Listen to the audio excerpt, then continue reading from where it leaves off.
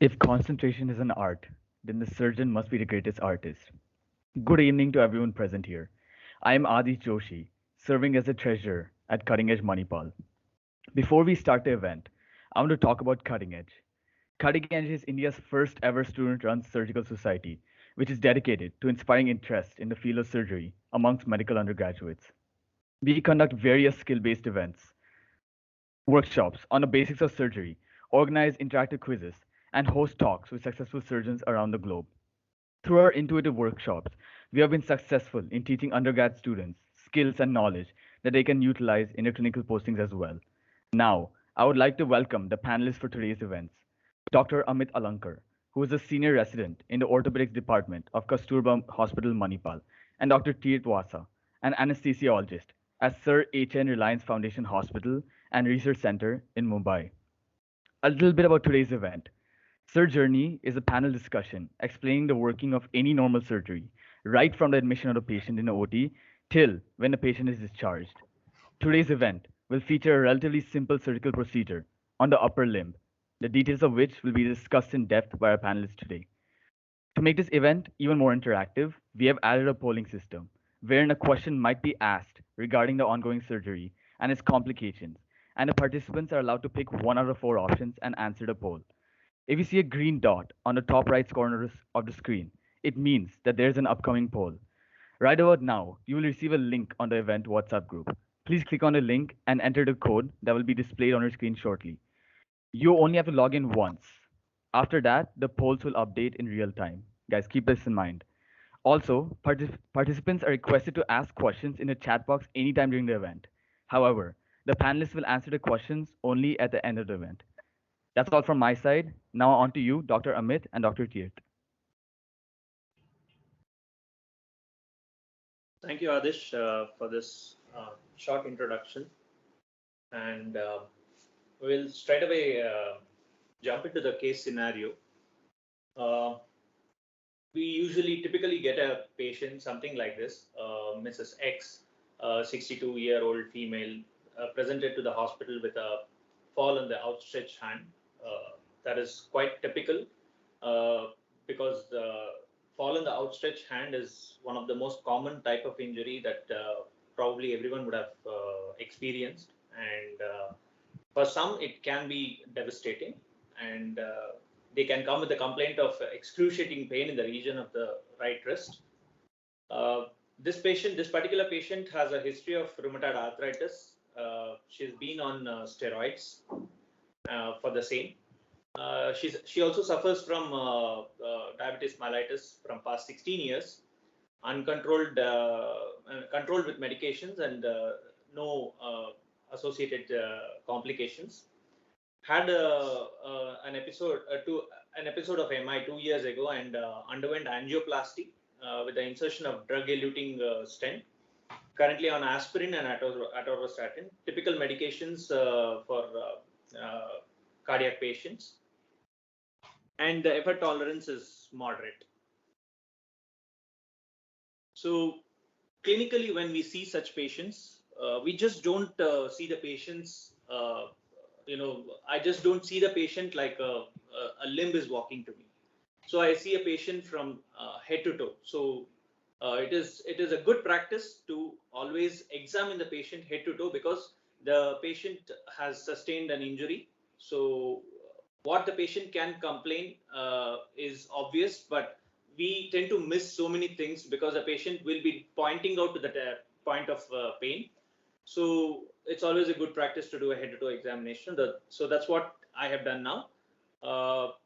So again, running through the history again, the patient had an accidental fall while bathing and landed on an outstretched hand. On examination, there was a swelling, tenderness, and deformity of the right wrist. The distal neurovascular examination of the right extremity was normal. Of course, we have to check the neurovascular status of the patient. We have to ask the patient to move the fingers and check for the peripheral pulses. If everything seems to be fine, if you can palpate for the pulse and if the patient is actively moving the fingers, then more or less the neurovascular status is fine. Again, I'm stressing on head-to-toe examination. Always check for the one joint above and one joint below. So if the patient is complaining of wrist pain, make sure that you check for the hand, elbow, as well as the shoulder.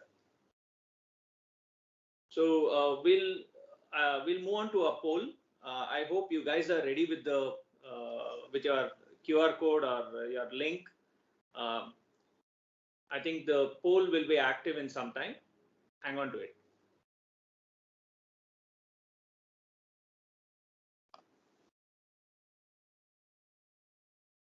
So you can see the question displayed on the screen. I will read it out. What is the classic deformity at the wrist joint expected in this particular patient? I repeat, please read the question again. It's the classic deformity of the wrist joint. Swan neck deformity, carpus varus deformity, butter knife deformity, and dinner fork deformity.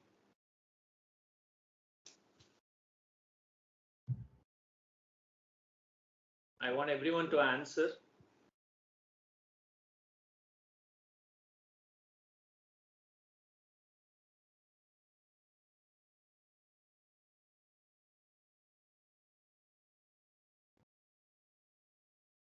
We have a tough competition between swan neck. Everybody's still getting their answers in. Carpus varus deformity. It's fantastic.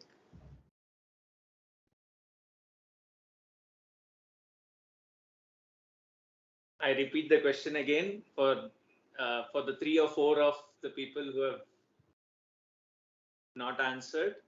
It's at the wrist joint. Because the patient had a fall on the outstretched hand, and we are asking for the deformity of the wrist joint. Okay, we'll end the poll and we'll show the answer. It's the dinner fork deformity, which unfortunately is third highest poll, 11.43%. So of course the patient has rheumatoid arthritis, but the question was the deformity of the wrist joint, not the fingers. Like swan neck deformity occurs at the fingers.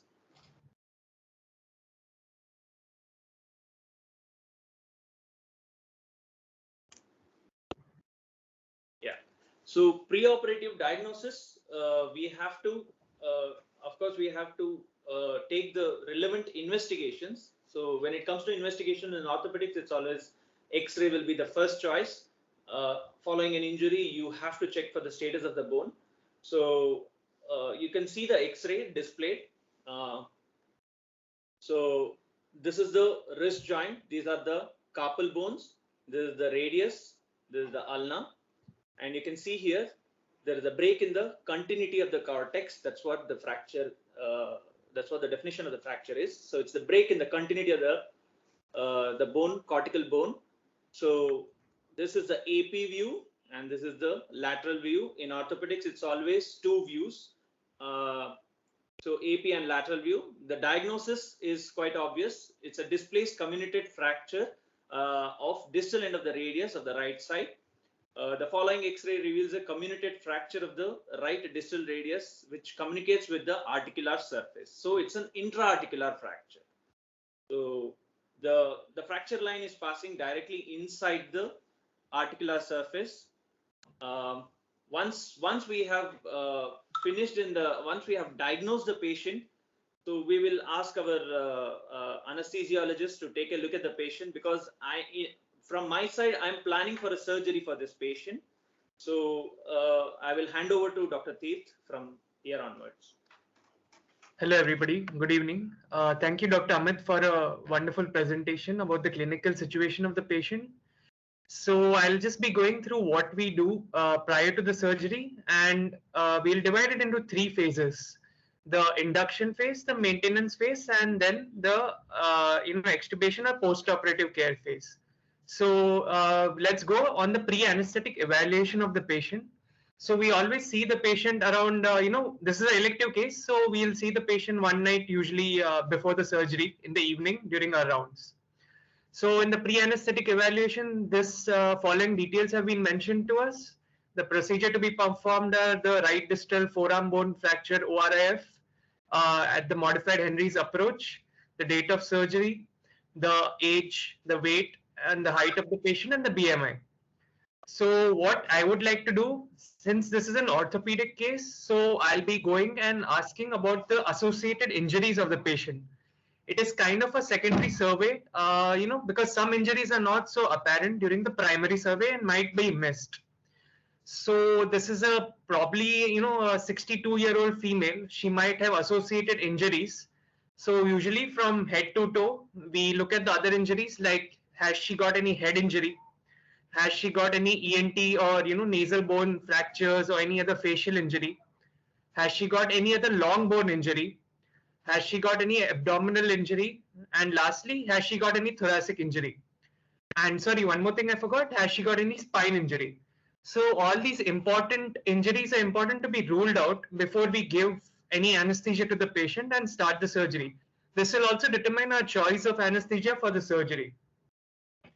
So anyway, so the medications the patient will be on, because she has a history of myocardial infarctions, will probably be an antiplatelet agent. Usually the patients will be on dual antiplatelet agents like aspirin and clopidogrel. But in this case, the patient was on aspirin only. The patient has been taking beta blockers to prevent the left ventricle from having hypertrophy and fibrosis, and to control the heart rate post myocardial infarction to avoid excessive tachycardia and reduce the myocardial ischemia. So the patient is on a non-selective beta blocker called propranolol 40 mg, and the patient is on a statin. So this is important because we usually ask the patient to continue these medications even when the patient is on empty stomach for the surgery. The patient is also on metformin 500 mg BD for her diabetes, which can be omitted on the day of the surgery because of the NPO status, the nil per oral status, as the patient is not having any food. So any episodes of hypoglycemia can be avoided. It's an important side note to make a note of all the allergies that the patient has, which are none in this patient. So after all this, I would like to get to ascertain the effort status of the patient. What is the current functional status of the patient? Can she withstand a simple surgery without getting any further episodes of myocardial ischemia? Is she all right? So in this case, it has been mentioned the patient has moderate effort tolerance. That probably is equivalent to climbing around 2 to 3 flights of stairs without having chest pain and without getting breathlessness. So I'll be avoiding to discuss the technical parts of the question, of the effort tolerance and all. Basically, what you need to know is that the patient is at an okay risk, at an average risk to developing myocardial ischemia during the surgery. So we will request, now coming to our orders and investigations. So we'll ask the patient to be NPO for around 6 hours for solids and 2 hours for clear liquids. This is because our gastric emptying time is based on those amounts. We'll make a note of all the vitals of the patient and do a systemic examination of the cardiovascular and CNS examination and GIT. We'll also be assessing the airway of the patient, which is a very important part of every anesthesiologist pro forma. So in this case, there's one additional detail that has not been very much highlighted. The patient has a history of rheumatoid arthritis. So what can happen in rheumatoid arthritis is that even the cervical spine can be involved. The atlantoaxial joint is at a risk of getting involved in rheumatoid arthritis. So these patients are at a very high risk of developing atlantoaxial subluxation. So usually we ask the patient to extend the neck and check the degree of flexion and extension.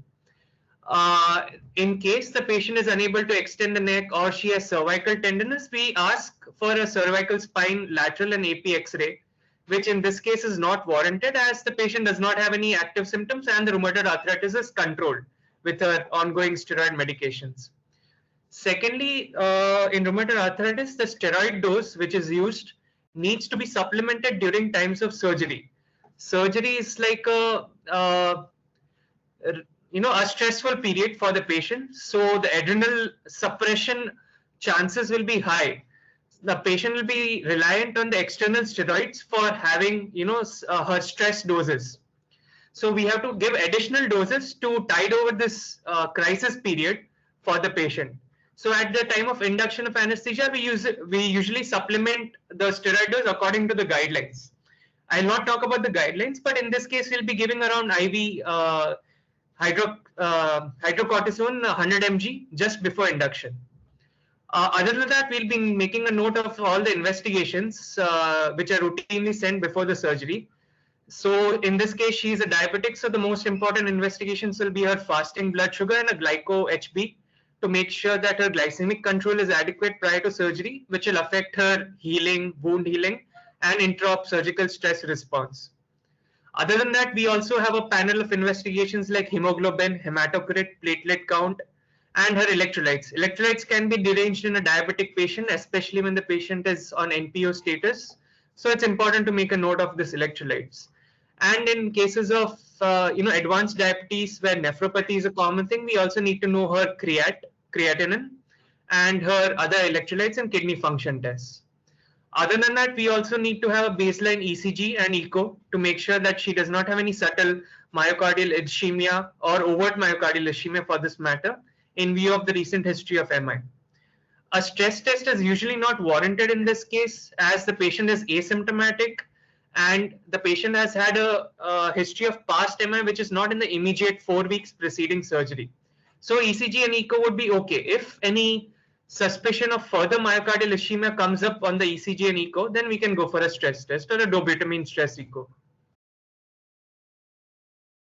Can we move on to the next slide? So this is a part of our oral airway assessment. This is a modified Malampati score, which is a predictor of difficult intubation and all. So it's important to just make a note of this in the pre-op examination. We ask the patient to sit up and protrude her tongue out and make a note of the things that you see. So in class 1, it's a relatively easy intubation, and you can visually comment that you can see the entire soft palate. As you go upon the classes, higher up upon the classes, you get a difficult airway. So these are all just predictors which cannot be used solely in to make a prediction of the difficult airway.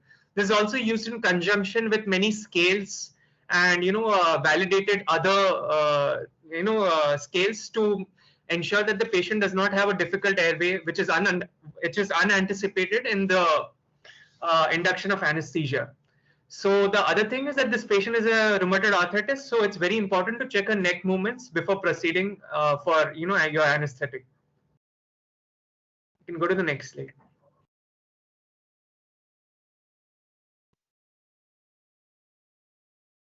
So at the end of our anesthetic evaluation, we usually grade the patient according to the American Society of Anesthesia grading, which basically ascertains a certain mortality rate to each class.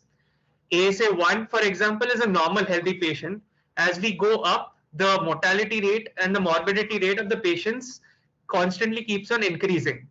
So ASA 4 patient has a higher mortality than an ASA 1 patient who is presenting for an elective surgery. So in this case, the patient has a lot of comorbidities, but they are all within reasonable control. So I would assign a ASA 2 stratification to the patient, which which gives me the ability to take an informed consent for the patient prior to induction of anesthesia and describe her mortality and morbidity during the surgery.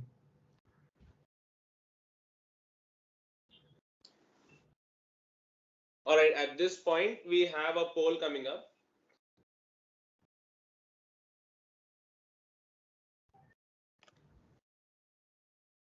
So anyway, I'll be describing about the anesthesia part of it also.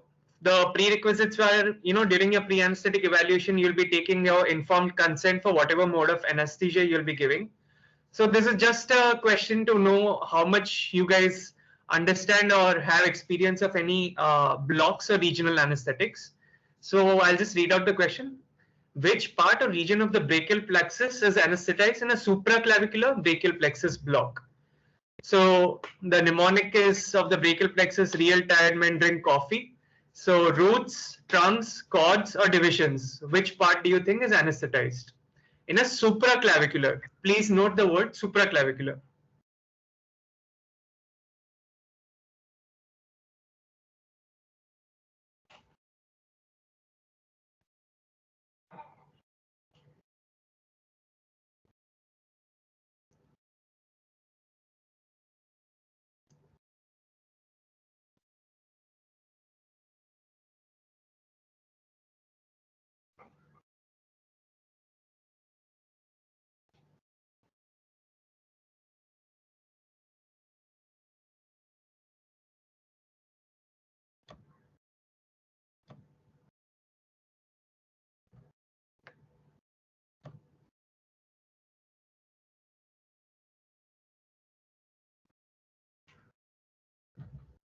I can't see the results of the poll case.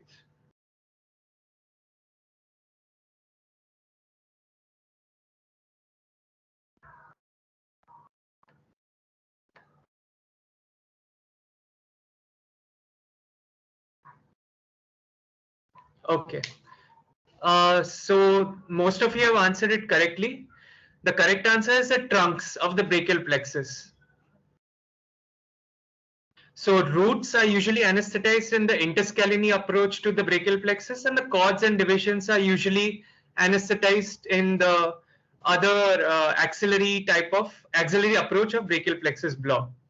So the brachial plexus block, the supraclavicular one, is also called the spinal of the upper limb.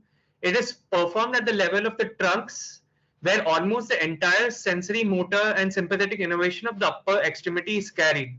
So it's a very good point to anesthetize your, trunks of the brachial plexus and perform a regional block for the patient. So going back to the presentation.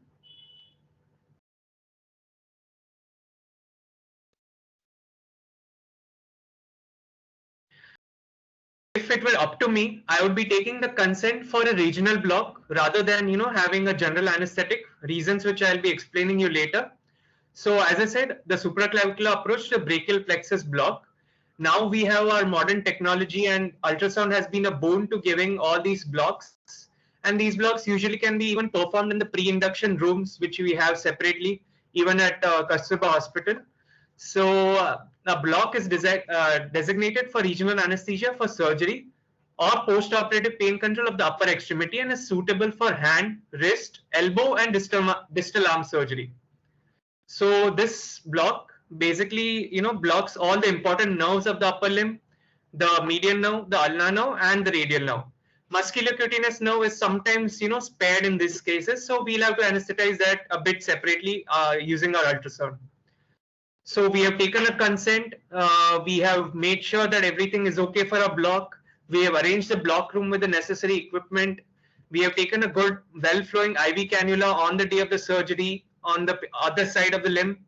The most important thing is to confirm the site of surgery pre-induction. So we have confirmed the site of the surgery that the patient's left hand is getting operated. We have made sure to mark the site of the surgery. It's always important to do all these checks before also, so that there have been many medical legal issues when the wrong side has been anesthetized, when the wrong side has been operated. So it's always important to make sure this is correct. The consent should also mention the site of the surgery. The patient should know the site of the surgery, and the site of the surgery should be marked. Always stop before you perform any regional anesthesia. Stop before you block. So we have attached all our standard monitors, including our ECG, our non-invasive blood pressure monitoring.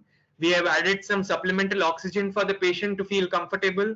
We have painted and draped the area. Now we start positioning the patient for the anesthetic. So I'll just be going through the block first, and then we'll be going through other modalities of anesthesia also. So the patient lies in a semi-sitting or supine position with the head turned away from the side to be blocked.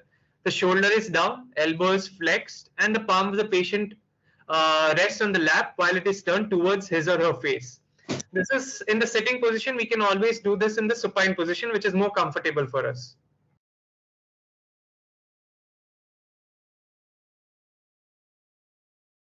So now using the ultrasound, we put it in the supraclavicular fossa of the site to be operated on that side. And we see this. Sorry about the distorted quality of the picture. So first, our main job is to identify the subclavian artery. So that is marked as SA on the image, sorry. So that is our artery, which will be pulsatile in nature, and it will be clearly visible as a spherical structure with well-defined echoic walls. So underneath the artery, there's the pleura. So if we ask the patient to take a deep inspiration or a deep breath, then the pleura, which is shown as a white line, will keep on moving up and down when the patient is breathing. So that's a normal sign. So it's very important to avoid these two landmarks while performing the block, to avoid any inadvertent intra-arterial injections or damaging the pleura, causing a pneumothorax, which is a very disastrous complication to have in a block. So it's important to avoid both of these. So it's important to identify both of these to avoid this before starting your block. So as you can see, always the neurovascular structures always go together.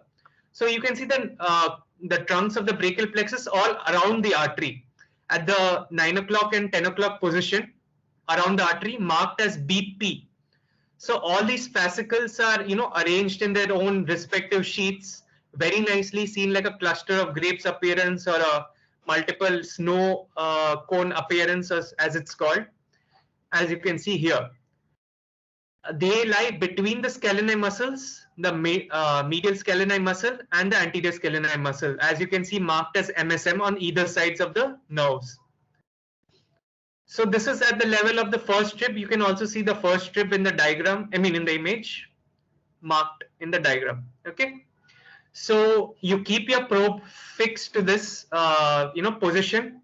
You use your other hand to load all your, drugs, all your medications. So typically, since this is just a surgery, I would expect to last for around 45 minutes at max. I would be deciding the concentration, number one, and the volume of the drugs, local anesthetics, which I would be using. So generally, I would be using around 15 to 20 ml of bupivacaine, 0.25%, plus another 5 ml of lignocaine, 2%. Lignocaine to hasten the onset of the block, and bupivacaine for the long-acting potential of the drug. So I would make a mixture and preferably take an additive like dexamethasone or dexmedetomidine, which would prolong the quality of the block and prolong the duration of the block both. So I would mix all of this in a sterile container. Then I would use a very blunt needle. There are special ultrasound opaque needles which are available in the market. So these are very blunt, unlike the sharp needles that we use for IV cannulation. So these would cause less injury to all your neurovascular structures. And visualizing the needle, we would go at a point between the artery and the pleura. So that pocket is called the corner pocket. So I would be anesthetizing the yellow arrow at just below the artery. So the nerve bundle gets lifted off away from the artery. Your whole point is to anesthetize the nerve without, injecting any of the drug into the artery or the pleura or puncturing the pleura basically. So once the nerve bundles are lifted away from the artery, it's easier to block all of them. And an injection would be made at 6 o'clock position and then at 9 o'clock position. And the entire drug would be injected after aspirating, continuously checking whether there's any backflow of any arterial blood. Aspiration should be negative, and then you can inject the drug. And as you can see, the entire, the block will be effective once you see the entire nerve bundles getting coated by the drug. You can go to the next slide, please. So this is the ideal position in which we keep the probe in your left hand, for a right-handed dominant person. And as you can see in the left picture, we fix the probe in that way. And on the right hand, with his right hand, you can see a green needle, which is a blunt needle. On the right picture, you can see the needle injecting the drug at the 6 o'clock position first, and then the needle is withdrawn, injecting the drug at around 12 o'clock and 11 o'clock position. So the all of the fascicles are getting coated with the drug. Again, important thing to avoid is the subclavian artery marked as SA. So you can see the tip of the needle is not crossing the nerve bundle at all. It's injecting the drug at the corner pocket between the pleura and the subclavian artery, making the fascicles go away from the artery. It's also important to avoid any intraneural injection, which should have a very high resistance to your injection. So it's always important to, have a very good operator for injecting the drug, which can be your colleague. So they should know that if there's a high resistance, that means the needle tip is intraneural, which will cause a lot of nerve injury in the post-operative period and a lot of chances of irreversible nerve damage. So always inject the drug in the connective tissue sheath shown at the tip of the needle in the picture 2 on the right hand side. Never inject the drugs intraneurally, intravascularly, or intrapleurally.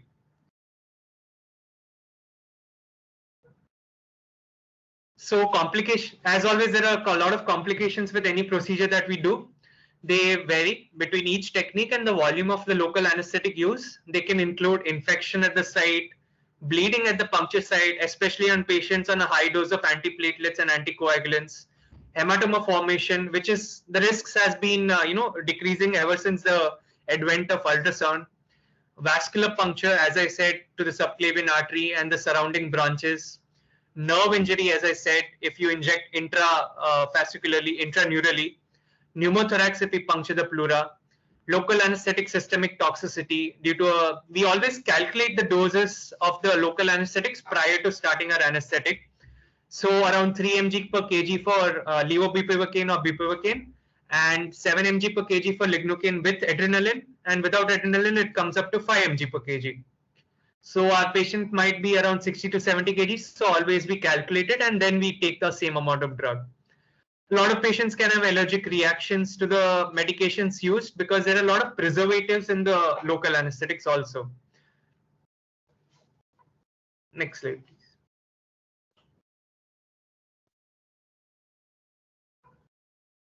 So the contraindications for performing a regional block, the first and the foremost important one is a lack of patient consent.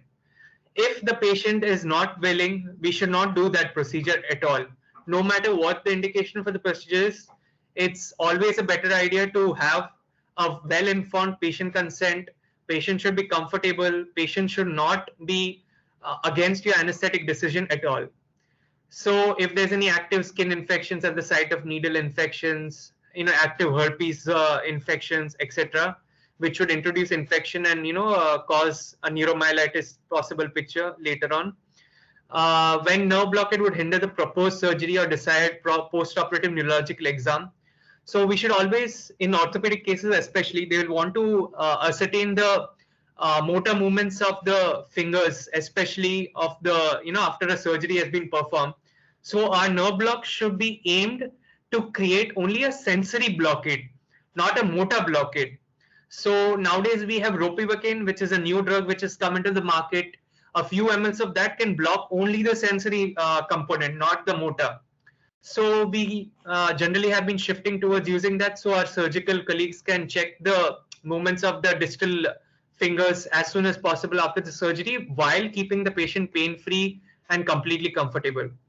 Relative contraindications include coagulopathy, neuropathies, excessive patient anxiety, neuromuscular diseases like polio, muscular dystrophies, which may be aggravated by peripheral nerve blockade.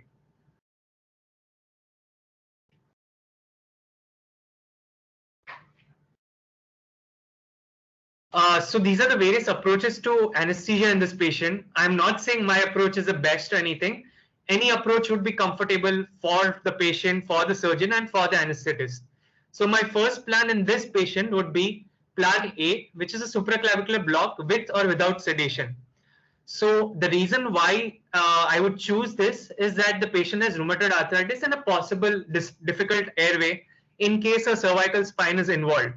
And the surgery is of a very short duration, and it's it can be routinely performed as a daycare surgery even if the patient is completely comfortable with it and somebody is there with the patient throughout. So I would not want to give a general anesthetic to this patient to mess up, to mess around with her airway. Secondly, to have a fast transit out of the operation theatre into the daycare, into the discharge process fast. And we avoid a lot of polypharmacy with the regional block. We do not have to give general anesthetics. It saves a lot of cost. It saves a lot of adverse effects like hypotension and myocardial ischemia on this patient. It saves a lot of resources of the hospital also. So a supraclavicular block uses a maximum of 20 ml of local anesthetic and the ultrasound charges along with the needle charges. And otherwise we would have to give up, polypharmacy of a lot of medications like general anesthetics, analgesics, etc. So plan B would be a general anesthetic plus an analgesic supraclavicular brachial plexus block following the induction in case the patient is anxious. So in anxious patients who are not cooperative for a block prior to induction, we would induce a general anesthetic, completely, control the airway of the patient, have the cardiovascular parameters under our control, the patient is immobile, so then we could be performing the brachial plexus block later on after induction for her post-operative analgesia also.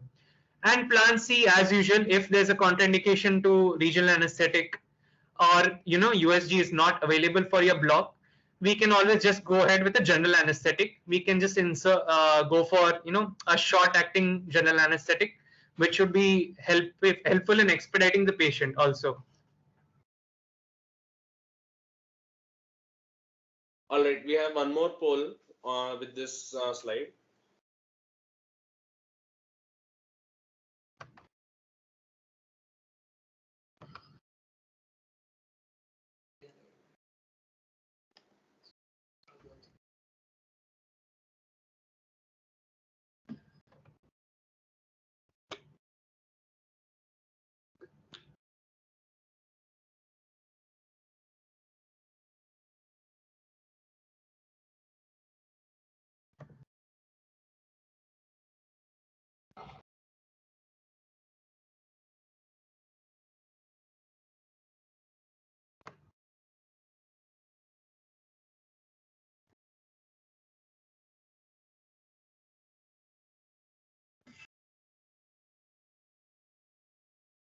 Hello.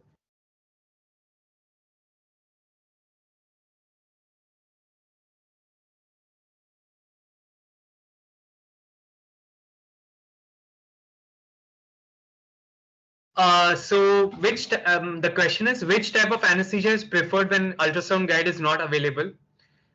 Infiltration anesthesia, topical anesthesia, general anesthesia, epidural block anesthesia.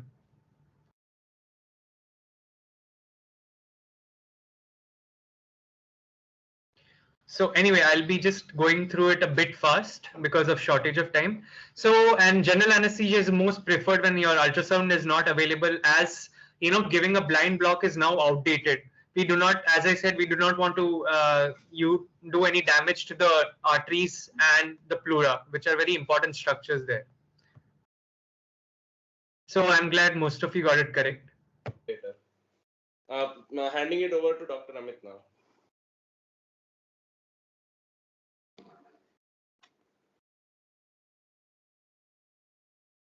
Okay, so once the patient is successfully anesthetized,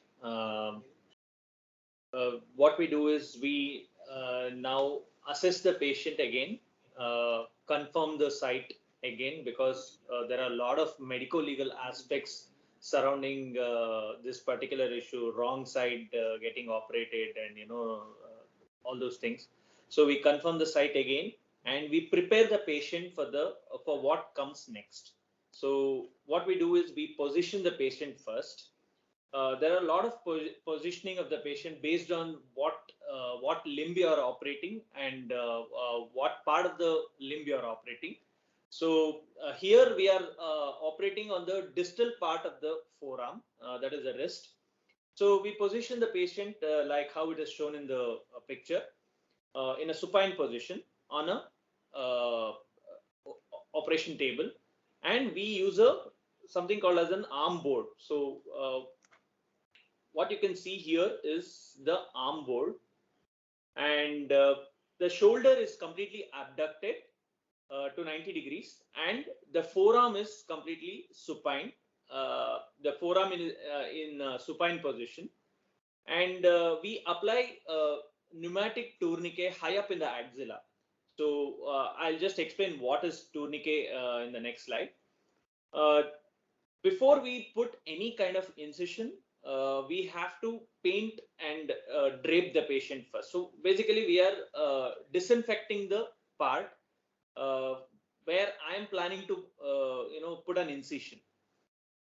I would like to give a very important information regarding why it is so important to paint and drape, because orthopedic infections are notorious, and we always take extra precaution whenever we are dealing with the bones, because the incision will be till the bone deep, and we have to be double sure that the part is 100% sterile before we put the incision. So a little note on pneumatic tourniquets. It is used like a pressurized air which restricts the blood flow of the operating field. Basically, it provides a bloodless field. Components include inflatable cuff, connecting tubes, pressure source, pressure regulators, and to monitor the pressure as well as the time duration. There will be a display for it. Pressure used depends on the systolic BP of the patient. So usually, approximately, it will be around 250 millimeters of mercury. The cuff pressure is what I'm talking about right now. And the duration is for the upper limb, it is around 2 to 2.5 hours. So you can continuously apply the pressure, apply the pneumatic tourniquet for 2.5 hours and maintain that pressure throughout the 2.5 hours so that it provides a bloodless field for my surgery. So right now we are jumping on to the surgery proper. The approach is called as the modified Henry's approach for the volar plating of the distal radius. Volar as in this is the volar aspect. So the palmar aspect is called as the volar aspect, and this is the dorsal aspect. So right now our incision will be from the volar aspect of the distal radius. So incision will be on the palmar side. You can see here that the name of the approach is modified Henry's approach. So what is a modification? So we'll start a poll now asking what is the modification in this approach. Can we have the poll, please?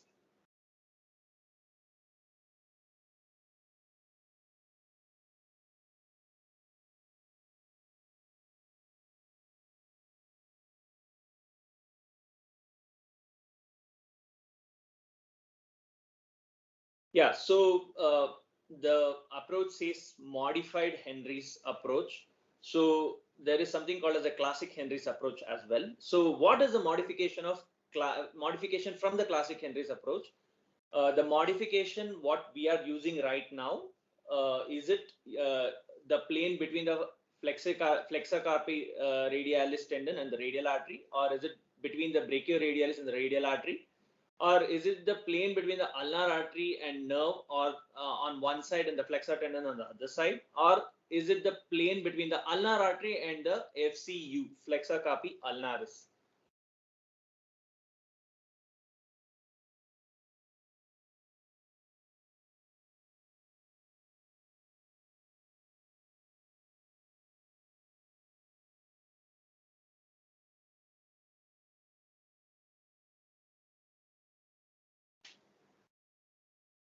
Can we have the result?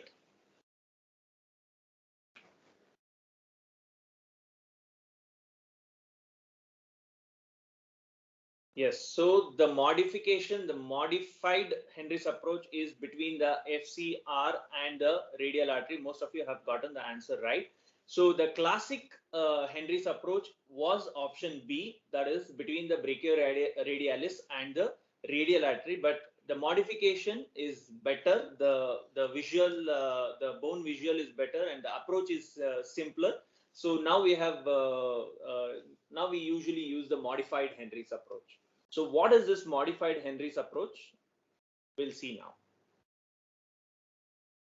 So before we jump into the modified Henry's approach, so how do you plan for this incision? So I said that it is between FCR and the radial artery. So we all know how to palpate the radial artery, but how sure are we that to identify the FCR?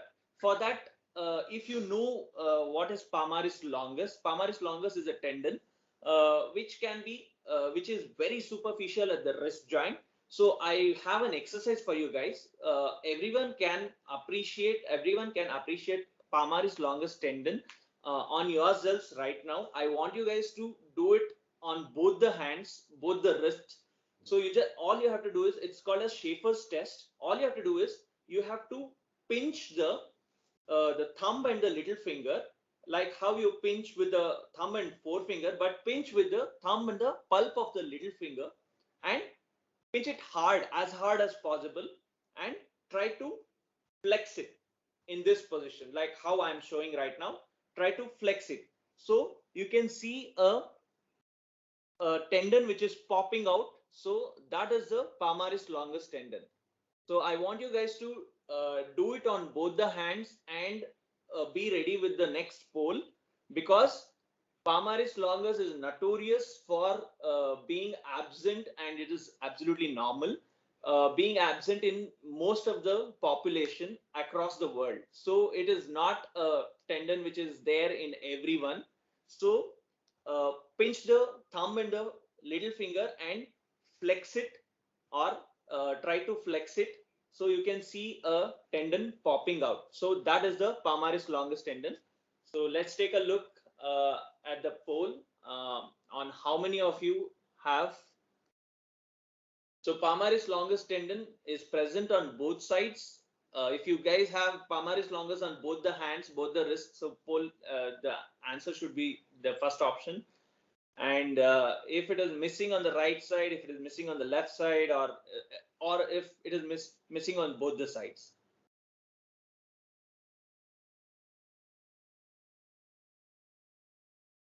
Yeah, so it's called a Schaefer's test.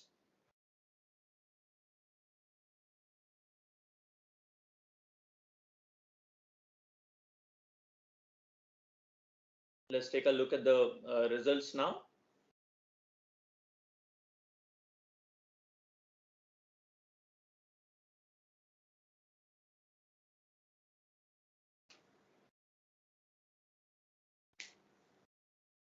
Can we have the poll results, please? Okay, so 58%, approximately 60% have both the palmaris longus tendon, whereas 20% of you guys don't have on the left side, and 22% of you guys don't have on the missing on the both the sides, right?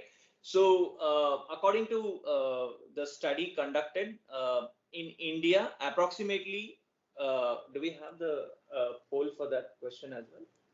Yes, I think. Yeah, okay. Right. Okay, so that's about the Schaefer's test. So the whole point of this test was, if you identify the palmaris longus tendon, then immediately lateral to the palmaris longus tendon is your FCR. So you can palpate the FCR right now. So once you isolate your palmaris longus, the immediate lateral thick structure is your FCR. So it will be easy for you to take an incision on the FCR. So we'll see the procedure. I'll run a short video and I'll then explain. So this is how we prepare the patient. We have painted and draped the patient. So the incision will be on the volar aspect of the forearm. It runs between the FCR and the radial artery. So once the skin incision is made, the superficial structures are divided and dissected. We'll take a look at the video again. I hope the video is running smoothly in your devices. So you can see that the incision is made and we are just dissecting the superficial layer. So that is what the step one of the surgery. Yeah. So we'll run another poll now.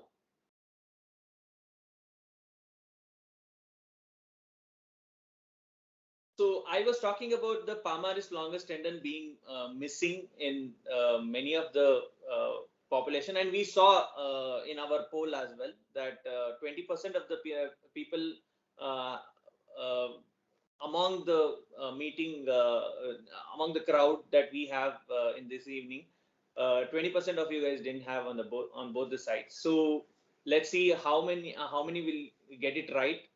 These are the studies conducted by Indian bodies, and yeah, so 17.2% will have absence of palmaris longus tendon. So We saw that in our poll as well. So it was more or less the same. So 20% and 17% is quite close. So the prevalence of palmaris longus tendon, palmaris longus muscle varies more than any other muscle in the human body. The absence of palmaris longus based on the race is reported 22.4% in Caucasians, 4.8% in Asians, 3% in blacks, 7.1% in Native Indians, 26.6% in Turkish, and 17.2% in Indian population. So approximately 17.2% will have one or the other palmaris longus missing. So approximately 3 to 4% will have both the tendons missing. So that's what the study says. Yeah, so we'll come back to the next step of our procedure. So once we are done with the incision, you want to dissect. We want to dive deeper. Then comes your superficial dissection. So once the skin is open, first thing we see is the FCR tendon sheath, the flexor carpi radialis tendon sheath. So the tendon sheath is sharply dissected along the line of the tendon fibers, and it is retracted ulnarwards, right? So we'll see a video here. So here you can see that the FCR is identified and the FCR tendon sheath is split, right? So both the volar and the dorsal. So once you split the superficial layer and you retract the tendon on the ulnar side, you will see the deeper layer. So once you see the deeper layer, you have to repeat the same thing, but make sure that you identify the radial artery which is right next to these structures, right? So high chances of radial artery getting nicked. So make sure that all the instruments you use are blunt instrument and the blunt way of dissecting it. So don't use any sharp instruments like your blade or anything. For the blade which you use for the incision, we usually don't use it. So we use a scissor and we use it in a blunt technique to divide this fascia. So you can see the video again. So here the deeper FCR fascia is being divided, and we'll see what comes next. So this is the first layer. This is the FCR tendon that you are seeing, the white structure on your screen. There is the FCR tendon, and this is the fascia which lies over it. You can almost it's almost transparent, so you cannot see it, appreciate it well, but you know there is a very thin structure over there. That's the volar fascia, and this is the deeper fascia. Here you can appreciate it well. That's the deeper fascia, the dorsal fascia. So complication, injury to the median nerve, because the just medial to the FCR tendon. So the median nerve comes just medial to the FCR tendon. So make sure that the median nerve is retracted along with your FCR tendon, and then you take the incision. So either the median nerve or the palmar cutaneous branch of the median nerve may get injured at this level. So now we are diving more deeper. We have almost reached the bone right now, but we have one more muscle which comes in between. So that is the pronator quadratus. That comes in your deep dissection. So once you have retracted the FCR tendon and once you have opened the FCR fascia, the deep fascia, then comes your pronator quadratus, which is a quadrangular kind of a muscle. It is sharply dissected in an inverted L fashion. You can see a short video again.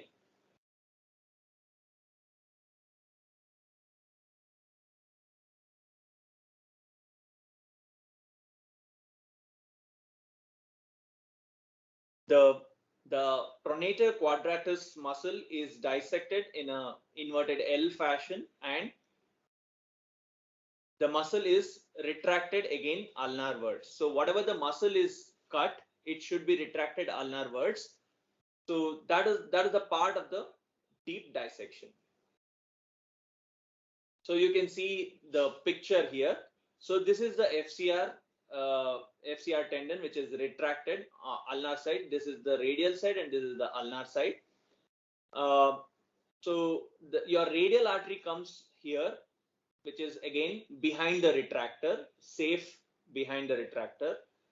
And this muscle, what the red color thing you're seeing at the center of the image is the pronator quadratus. So what complication can occur here? Again, like I said, the radial artery is in close proximity here. So you have to be very careful because the L-shaped incision you're taking is very close to the radial artery here.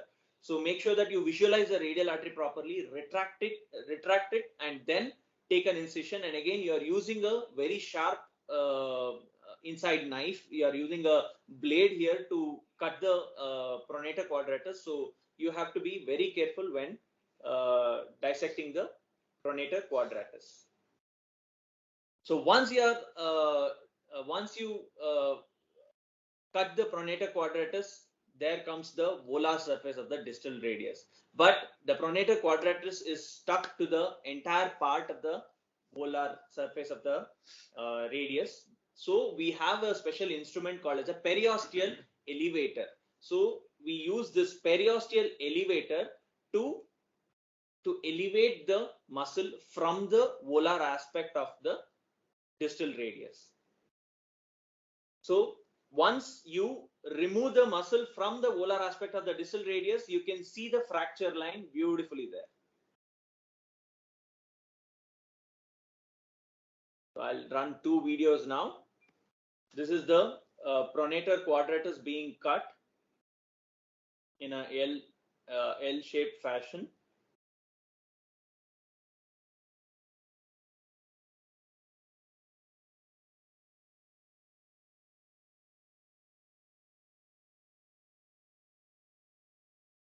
And now you can see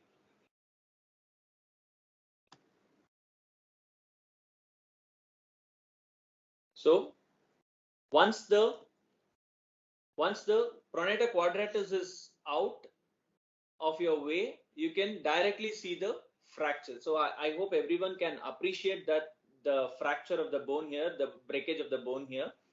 So once the pronator quadratus is out, you can directly get a good visual of the fracture. So we'll have a quick poll now.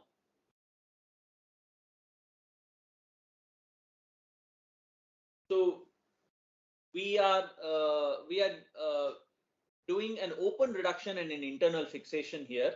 So open reduction means we have opened the fracture. Open reduction, we are reducing the displaced fracture. So that is why it is called as open reduction. Internal fixation. So we are doing a fixation with some kind of internal device.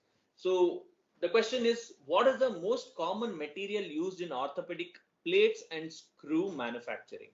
So these are the options: cobalt chrome, titanium and its alloy, alumina and zirconia, and tantalum. So what is the most commonly used material, the metal or the material which is used in the orthopedic plates and screws? Can we have the result, please?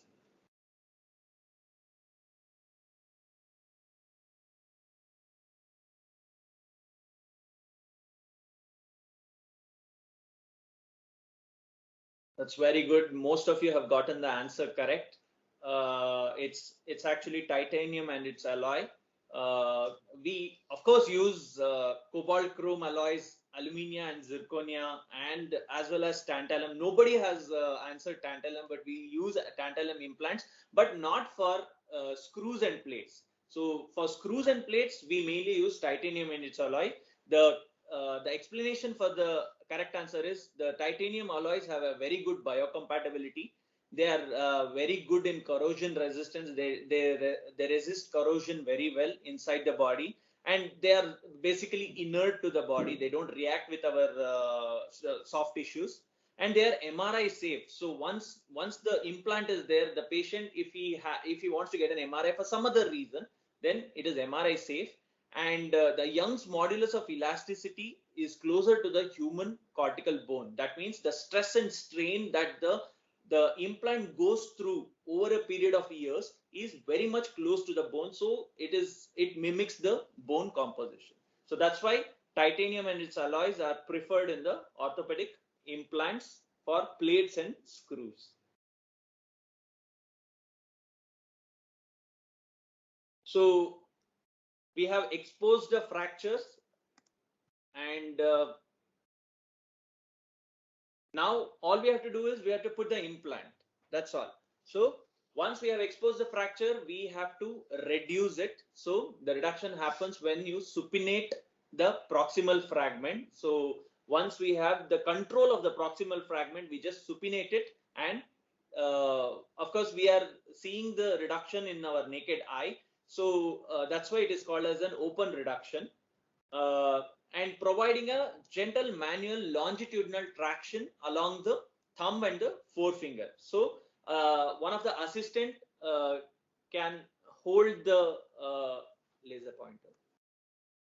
So one of the assistant can hold the thumb and the forefinger, and he will give a gentle traction along the longitudinal aspect of the bone, so that the reduction is achieved. And that reduction won't stay like that, because again there are deforming forces. The muscles surrounding the bone has a lot of deforming forces to it, so you have to hold that reduction in that position till the bone heals, right?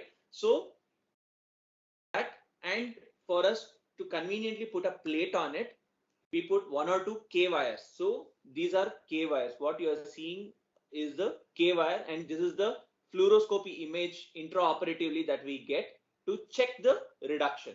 So we have put 1 or 2 K wires to hold the reduction temporarily, so that if we are happy with the reduction, then we can put a plate over it and you can remove the K wire. So K wire acts like a temporary hold to the reduced broken bones. So once the reduction is provisionally once the reduction is achieved, we provisionally secure it with 1 or 2 K wires, place the plate while maintaining the fracture reduction, and provisional fixation is obtained with a bicortical non-locking screw into the radial shaft. So with the anatomical reduction and plate placement confirmed under the C-arm. C-arm is basically the fluoroscope that we use. It's an X-ray machine that we have inside the OT, and the holes are drilled and filled with the rest of the screws, because provisional reduction is achieved with only 1 screw, and once we are happy with the reduction, then we can fill up all the rest of the screws, and we can confirm that again with the C-arm. So the complications that can occur at this stage is the injury to the extensor tendon due to screw protrusion on the dorsal side. That's why we are taking so many X-ray shoots intraoperatively, so that the screw length and the plate length should be proper. So once the screw length and the plate length are proper, then there won't be any complication. If the screw length is slightly larger than what is desired, then it can irritate the tendon on the other side. So once the screw enters from the volar side, and it should end just at the dorsal surface. If it is too long, then it can irritate the extensor tendons.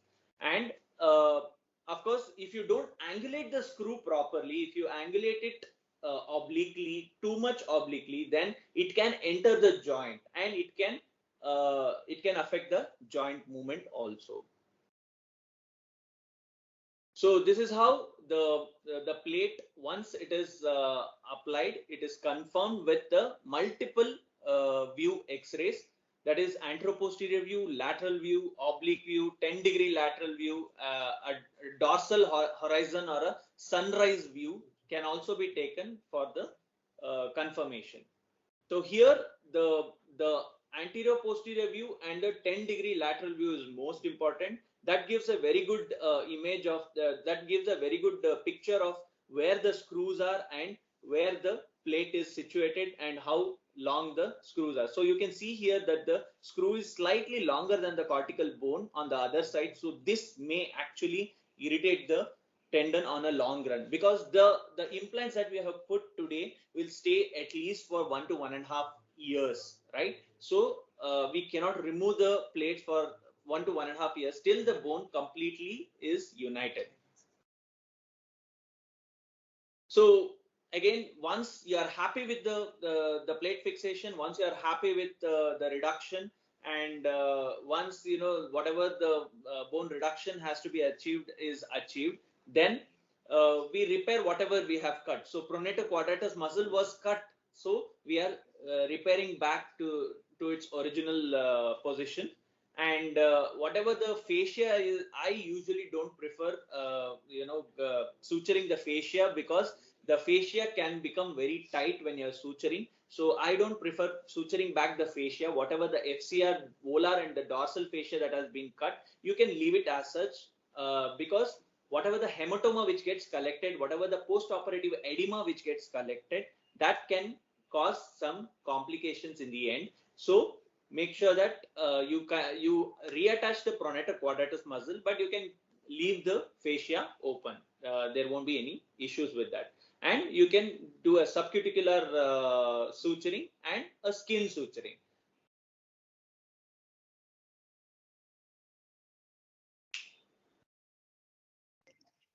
Okay, now Dr. Tirth will be talking.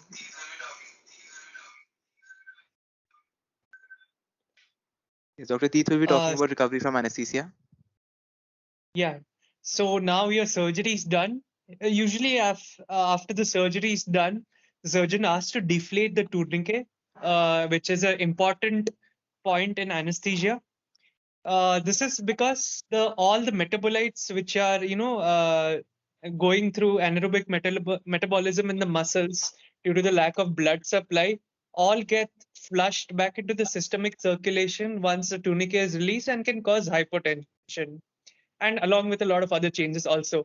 So as soon as they're deflating the tourniquet, you will have usually noticed that the anesthesiologist switch on the IV fluids to the maximum capacity, so as to wash out all the systemic all the local vasodilating substances like lactate and substance P.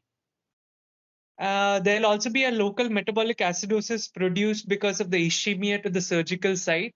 So the IV fluids help in correcting the local metabolic acidosis too. So as soon as the tourniquet is deflated, the closure is done. The patient, if the patient is under block, the sedation is to be stopped.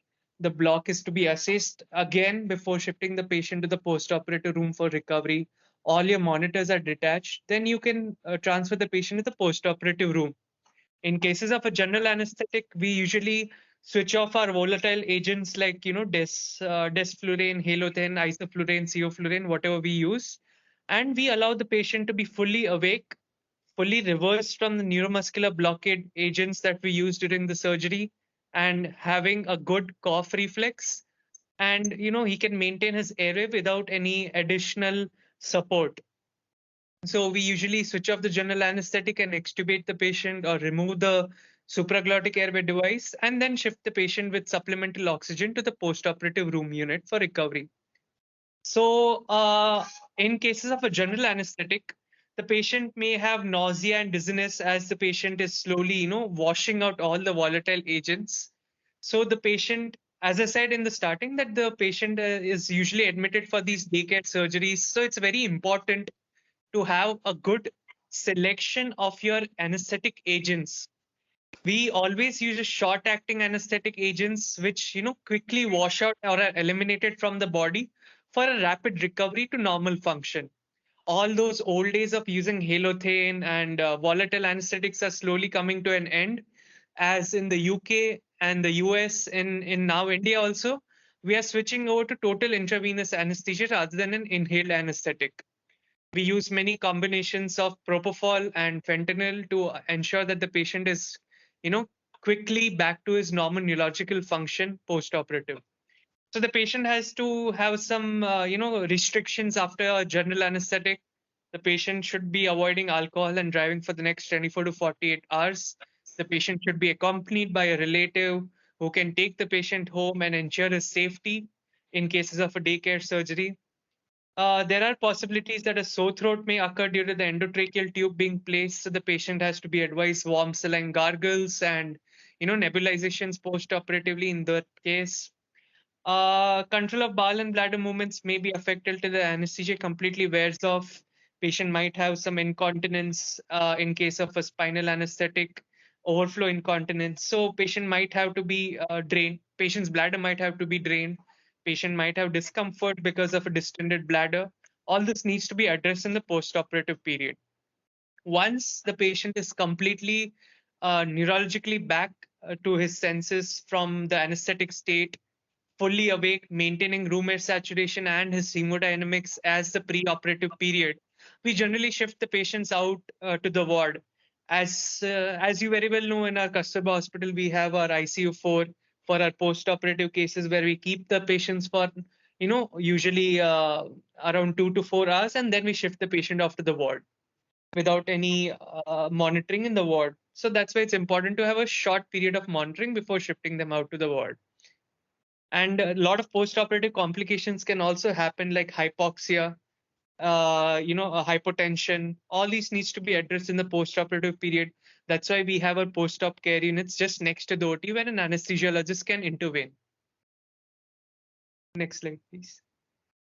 So once the patient is ready to get shifted out of the post-operative ward, like how Dr. Tirth said, before the patient reaches the his respective ward, we would like to see how the reduced fracture or how the reduced bone looks like now. And of course, this will be for documentation also, and we would like to show that to the patient and the patient relatives as well.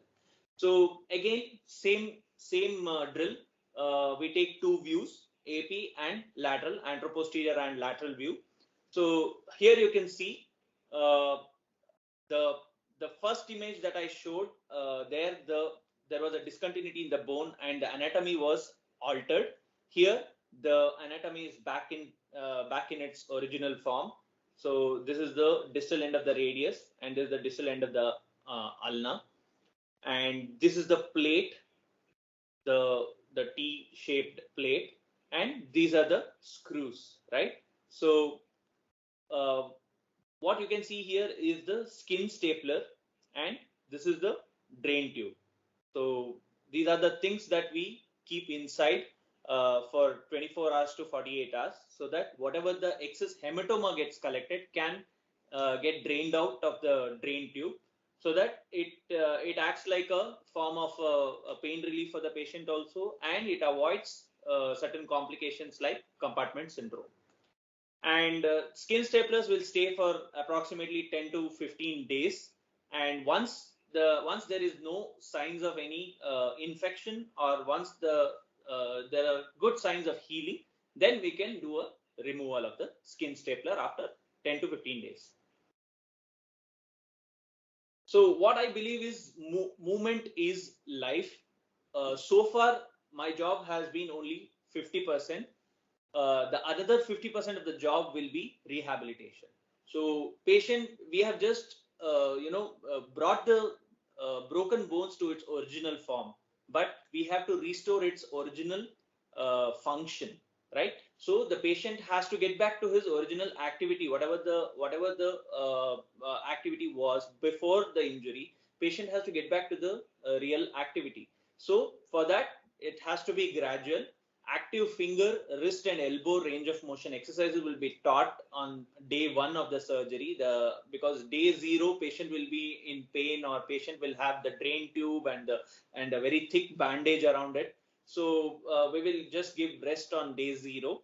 And the very next day, once we debulk the dressing and we'll put a small patch dressing, we will remove the drain tube after 24 hours. The patient will be asked to actively move his fingers, his wrist joint, his elbow joint, as well as the shoulder joint.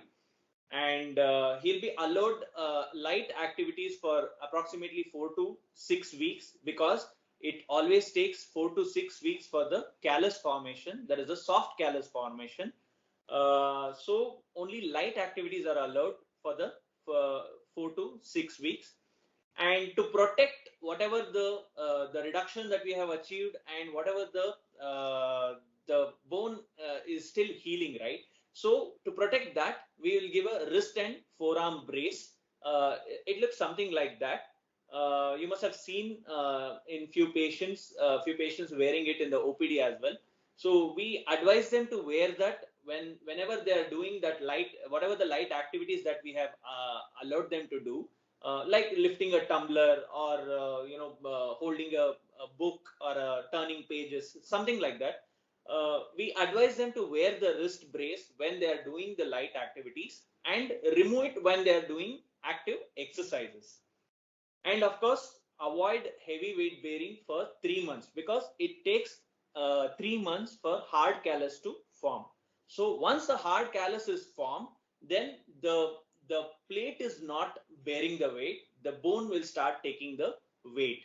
So it has come back to its original anatomy. So by that, we have restored the original anatomy by the end of 3 months, and the patient can be allowed for heavy weight bearing activities.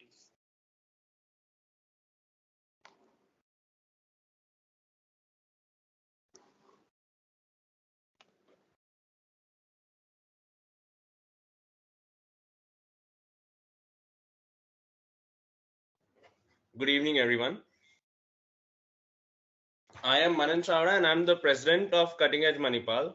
And with this, we have now come to the end of our workshop, that is SurJourney.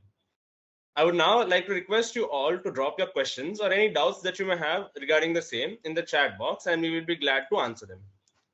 Also, I would like to inform that Dr. Tirth was going to explain the entire general anesthesia part as well, but because of technical difficulties and time constraint from our side, we had to cut short that part. For the same, Dr. Tirth is available to discuss all of the doubts that you may have or provide all the necessary information for the same through the contact information we have displayed here. And Dr. Amith is also available through these contact information if you have any further doubt after this event. As of now, I would request all of you, if you have any doubts, to drop them in the chat box now, and our panelists will be answering to them right away.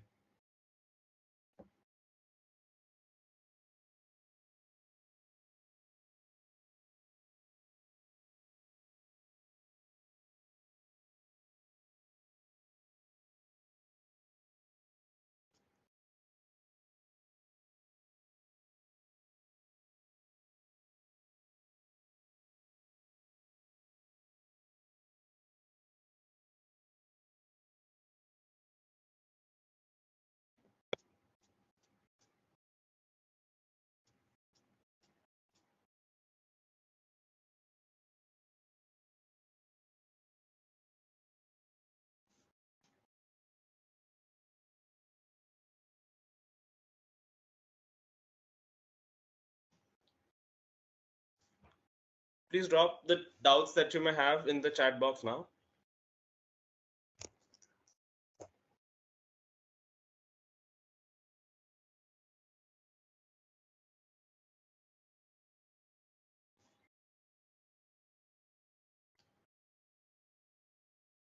All right. Now I would like to deliver the vote of thanks. On behalf of the entire Cutting Edge team, I would firstly like to express my deepest and most heartfelt gratitude towards Dr. Amith Alankar and Dr. Tirth Vasa. Thank you so much, sir. Your dedication and investment into this workshop was unparalleled, and it made the experience all the more enriching for us. I'm sure the workshop attendees are also left in awe of your exceptional teaching. Thank you so much for taking the time out from a busy schedule and collaborating with us on this workshop. Next, I extend my sincerest thanks to all the attendees for today's workshop. I hope it was beneficial and that you enjoyed it as much as we enjoyed conducting it. Lastly, my warmest thanks to Pradnan, Nitya, Utkarsh, and my entire team who have worked tirelessly to ensure the smooth running of this workshop. Thank you so much, everyone. With this, I would now like to conclude SurJourney, Cutting Edge's online workshop teaching the basics of any surgery. I request all the attendees to fill up the feedback form, as their inputs would be extremely valuable to us. and would help us improve and conduct better events in the future. The feedback form should now be available in the WhatsApp chat group. Please do fill it out. Cutting Edge keeps conducting amazing workshops like this one throughout the year. And we are very much geared up for a event-packed year ahead of us. And for all the updates, regular updates and information on that, please follow the Cutting Edge Manipal's Instagram account, which is @CuttingEdgeManipal. And you can always visit the cuttingedgemanipal.com website and request or ask any of us any doubts that you have directly there. Be the first to learn about the new advancements in surgery, learn hands-on skills, and be able to use them in your clinical postings directly in your UG years. For any further events and updates, stay tuned to Cutting Edge Manipal Instagram. Thank you so much everyone for attending.